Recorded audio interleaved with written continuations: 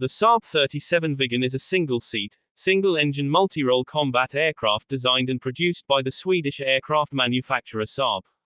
It was the first Canard-equipped aircraft to be produced in quantity and the first to carry an airborne digital central computer with integrated circuits for its avionics, arguably making it the most modern, advanced combat aircraft in Europe at the time of introduction. The digital central computer was the first of its kind in the world, automating and taking over tasks previously requiring a navigator, co-pilot, facilitating handling in tactical situations where, among other things, high speeds and short decision times determined whether attacks would be successful or not, a system not surpassed until the introduction of the Panavia Tornado into operational service in 1981. Development work begun during the early 1950s to develop a successor to the Saab 32 Lansen in the attack role, as well as to the Saab 35 Draken as a fighter. Saab's design team opted for a relatively radical delta wing configuration, and operation as an integrated weapon system in conjunction with Sweden's STRIL-6 National Electronic Air Defense System. It was also designed to be operated from runways as short as 500 meters. Development work was aided by the 37 Annex, under which Sweden could access advanced U.S. aeronautical technology to accelerate both design and production. The aircraft's aerodynamic design was finalized in 1963. The prototype performed its maiden flight on the 8th of February 1967, and the following year the Swedish government ordered an initial batch of 175 Viggens. The first of these entered service with the Swedish Air Force on the 21st of June 1971. Even as the initial AJ-37 model entered service, Saab was working on further variants of the Viggen. Several distinct variants of the Viggen would be produced to perform the roles of fighter-bomber, strike fighter, AJ-37, aerial reconnaissance, SF-37, maritime patrol, anti-surface, SH-37, and a two-seat trainer, SK-37. During the late 1970s, the all-weather interceptor, strike fighter JA-37 variant was introduced. Attempts to export the Viggen to other nations were made, but ultimately proved unsuccessful. In November 2005, the last Viggens were withdrawn from service by the Swedish Air Force, its only operator. By this point, it had been replaced by the newer and more advanced Saab JAS 39 Gripen.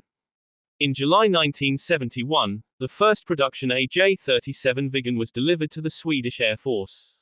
The Skaraborg wing, F7, became the first wing to receive deliveries of both the single-seat AJ-37 attack model and the twin-seat SK-37 training model of the Viggen, whereupon the type began to replace their existing Lansen aircraft.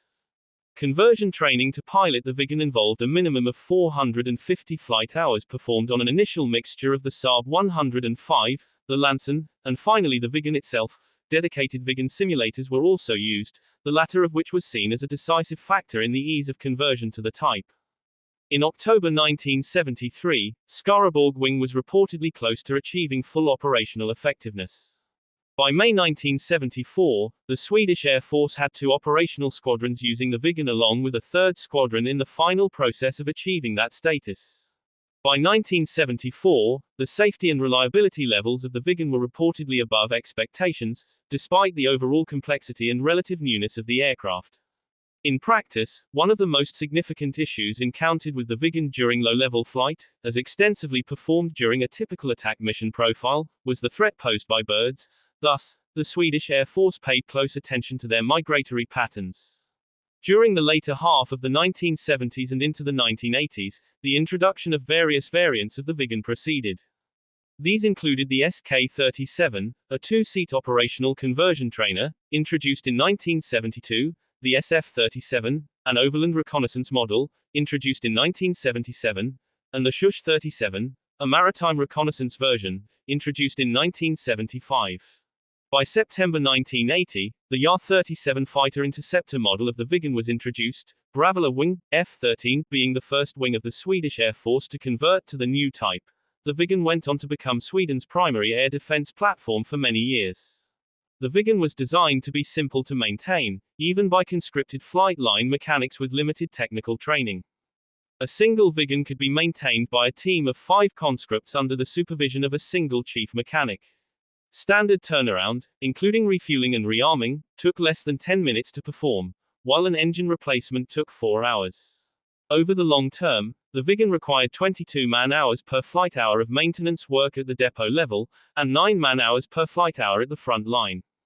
By the mid-1980s, Swedish Viggen fighter pilots, using the predictable patterns of Lockheed SR-71 Blackbird routine flights over the Baltic Sea, had managed to achieve radar lock-on with radar on the SR-71 on numerous occasions. Despite heavy jamming from the SR-71, target illumination was maintained by feeding target location from ground-based radars to the fire control computer in the Viggen. The most common site for the lock-on to occur was the thin stretch of international airspace between Öland and Gotland that the State Route 71 used on the return flight. The Viggen is the only aircraft to get an acknowledged radar lock on the SR-71. By 1994, the replacement of the Viggen by the later and more advanced Saab JAS 39 Gripen was in progress, the type being progressively phased out as greater numbers of Gripen aircraft were delivered. On the 25th of November 2005, the last Frontline Viggen was formally retired by the Swedish Air Force. A few aircraft were kept in an operational condition for electronic warfare training against the Gripen at F-17M in Linköping. The last of these Viggen flights took place in June 2007. In 1971 war, Chinese-origin PAF-F6 proved a successful fighter which played a vital role in combat against Indian Air Force, but short flying hours was a big question mark for these aircrafts. Due this fact, Pakistan Air Force also evaluated JAS 37 and agreed to require 100 to 150 fighters, but due to US administration's pressure, Sweden refused to sell these aircraft to Pakistan.